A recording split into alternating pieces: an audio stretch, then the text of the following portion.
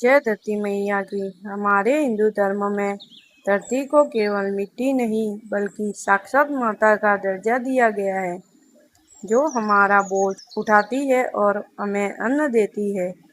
पौराणिक मान्यताओं के अनुसार जो भी व्यक्ति धरती माता की इस पावन कथा को सुनता है, उसके जीवन के सभी संकट और कष्ट दूर हो जाते हैं। अगर आप भी धरती माता की कृपा पाना चाहते हैं तो कमेंट बॉक्स में धरती माता की जय जरूर लिखें। चलिए सुनते हैं धरती माता की यह चमत्कारी कहानी। बहुत समय पहले की बात है। एक गांव में एक बूढ़ी ब्राह्मणी रहा करती थी। वह बहुत ही धार्मिक और दयालु महिला थी। भगवान स्मरण करना, पूजा पाठ करना और जरूरतमंदों की सेवा करना ही उसका परम धर्म था। पूरा गांव उसका बहुत सम्मान करता था। समय बीतता गया। एक दिन ब्राह्मणी की मृत्यु हो गई। मृत्यु के बाद जब उनकी आत्मा यमलोक पहुंची तो उसने स्वर्ग के दूतों से कहा, मैंने जीवन भर पुण्य किए हैं, मुझे वैकुंठ धाम का रास्ता बताओ।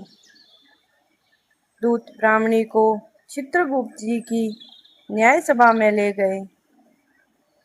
ब्राह्मणी ने यमराज और चित्रगुप्त जी को प्रणाम किया और ब्राह्मणी वैकुंठ जाने की इच्छा जताई।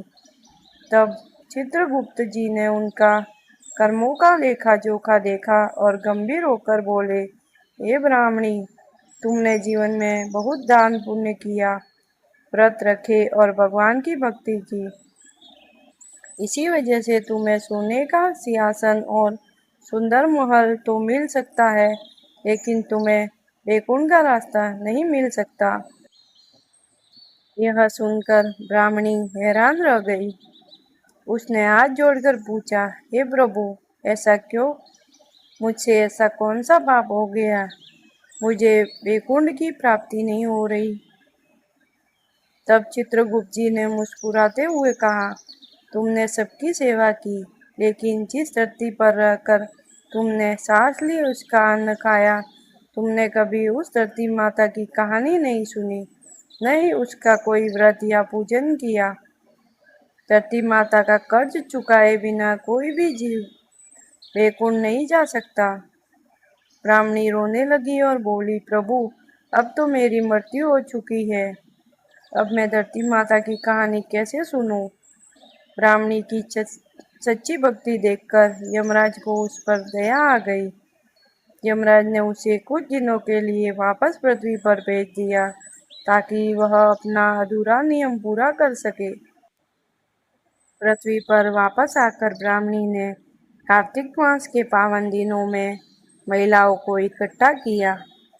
उसने पूरी श्रद्धा के साथ धरती माता का पूजन किया, उनकी व्रत कथा सुनी और बाकी महिलाओं को भी सुनाई। उसने धरती माता से अपने अनजाने पापों के लिए क्षमा मांगी। जैसे ही उसका नियम पूरा हुआ, आकाश से एक दिव्य विमान उतरा। साक्षात धरती माता ने प्रकट होकर ब्राह्मणी को आशीर्वाद दिया। इस बार ब्राह्मणी शहद और सम्मान वैकुंठ धाम को सिधार गई। कहानी की सीख और महत्व। तो भक्तों, यह थी धरती माता की पावन कथा। इस कहानी से हमें यह सीख मिलती है कि हमें इस प्रकृति और धरती माता का हमेशा आदर करना चाहिए। सुबह उठकर सबसे पहले धरती माता के पैर छूकर उन्हें प्रणाम करना चाहिए और अनजान में उस पर पैर रखने के लिए क्षमा मांगनी चाहिए। जो भी व्यक्ति इस कथा को सुनता है या दूसरों को सुनाता है, धरती माता उसके घर को हमेशा धन धान्य और खुशियों से भर देती है। आशा करती हूँ कि आपको धरती माता की यह सुंदर कहानी पसंद आई होगी। अगर यह वीडियो अच्छी लगी हो तो इसे लाइक करें और अपने परिवार व दोस्तों के साथ शेयर करना ना भूलें।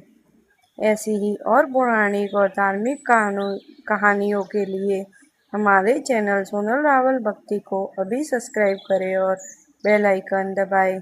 मिलते हैं अगली वीडियो में एक पावन नई कथा के साथ। तब तक के लिए जय धरती माता। धन्यवाद।